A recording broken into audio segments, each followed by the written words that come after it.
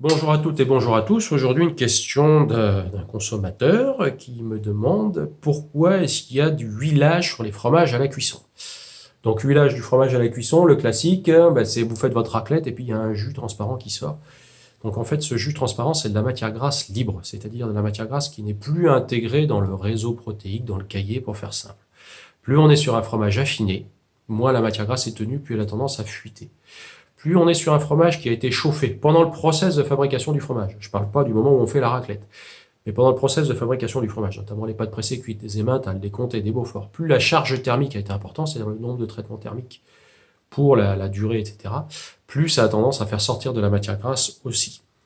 Tout ce qui est choc thermique et choc mécanique sur le lait, sur le caillé, sur le fromage, tout ça, ça va favoriser la sortie de matière grasse libre. Par exemple, un fromage qui est travaillé comme la mozzarella, où on met en place un réseau de fils, eh bien, si on le travaille de trop, on favorise le huilage, la sortie de cette matière grasse. Alors, il en faut un petit peu de la matière grasse liquide pour la mozzarella, puisque c'est un lubrifiant des fils de mozzarella que l'on fabrique. Donc, en gros, on a besoin de matière grasse pour avoir une meilleure étirabilité de la mozzarella. La matière grasse libre permet aussi de limiter le gratinage à la cuisson, puisque c'est un isolant thermique. Donc, il en faut, mais pas trop. Et puis bon, bien évidemment, on en a parlé juste avant, tout ce qui est affinage, tout ce qui est déstructuration du caillé, vieillissement du fromage, va favoriser la production de matière grasse libre si cette matière grasse n'est pas elle-même dégradée en acide gras libre, voire retransformée en savon ou autre.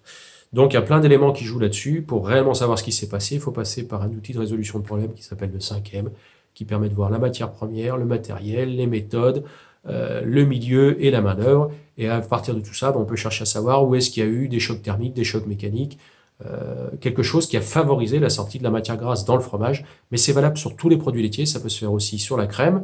Et en gros, de la matière grasse libre quasiment pure, ça s'appelle du beurre. Ça se passe aussi sur les poudres de lait grasse, dans lesquelles la matière grasse libre limite la solubilité des poudres, etc. Donc voilà, si vous voulez tout savoir sur les produits laitiers, leur qualité, leurs défauts, et la résolution de problèmes, c'est chez nous que ça se passe, les Nils de Surgères, enilia-ensmic.fr.